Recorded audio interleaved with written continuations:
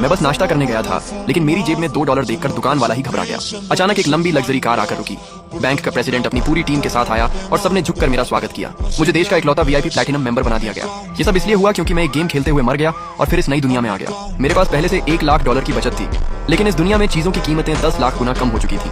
मेरे $1 लाख यहाँ पूरी अर्थव्यवस्था को हिला सकते थे। अब मैं इस दुनिया का सबसे अमीर इंसान था। यहाँ नया आईफोन सिर्फ 1 सेंट का था, शादी का दहेज सिर्फ 88 सेंट में हो जाता था और एक बड़ा लग्जरी बंगला सिर्फ $10 में मिल जाता था।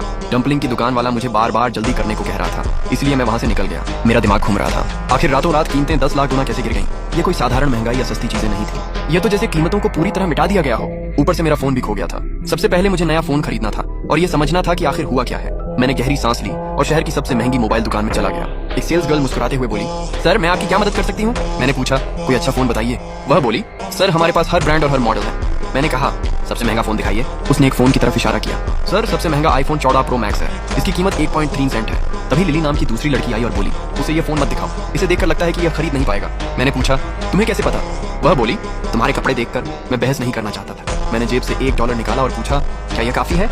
लिली की आंखें खुली रह गईं। यह $1 है? मैंने कहा, हाँ बताओ इसे कितने iPhone 14 Pro Max खरीद सकता हूँ? दूसरी सेल्स गर्ल घबरा गई। सर माफ कर दीजिए, मुझसे गलती हो गई। मैंने कहा, अगली बार किसी को उसके कपड़ों से मत पहचानना। वह बार बार माफी मांगती रही। फिर लिली बोली, सर आपकी रकम बहुत बड़ी है, हम इतने पैसे का छुट्टा नहीं दे सकते। मैं हैरान हो गया, सिर्फ $1 ही तो है। मैंने कहा, फोन दे दो और बाकी पैसे आप लोग रख लो, लेकिन उन्होंने मना कर दिया। सर ये बहुत बड़ी रकम है। मैंने कहा, मैं दे रहा हूँ, रख लो। तभी मैनेजर दौड़ता हुआ आया। उसने सम्मान से झुककर कहा, सर हम इतने बड़े नोट का छुट्टा नहीं दे सकते। मैंने फिर कहा, बाकी पैसे टिप समझकर रख लो, लेकिन वह फिर भी नहीं माना। थोड़ी देर सोचने के बाद उसने कहा, सर एक काम करते हैं, जब भी नया मॉडल आए आप अपना फोन लाकर फ्री में बदल सकते हैं। मुझे ये बात पसंद आई। मैंने तुरंत हाँ कर दी। मैनेजर ने उस $1 को ऐसे संभालकर तिजोरी में रखा जैसे कोई खजाना हो। कुछ देर बाद मुझे नया फोन मिल गया। मैं खुश होकर दुकान से बाहर निकल आया। चलते चलते मैं सोचने लगा, अगर यहाँ चीजें इतनी सस्ती हैं, तो क्या इसका मतलब है कि मैं इस दुनिया में खरबों डॉलर का मालिक हूँ? ये तो सच में कमाल हो गया।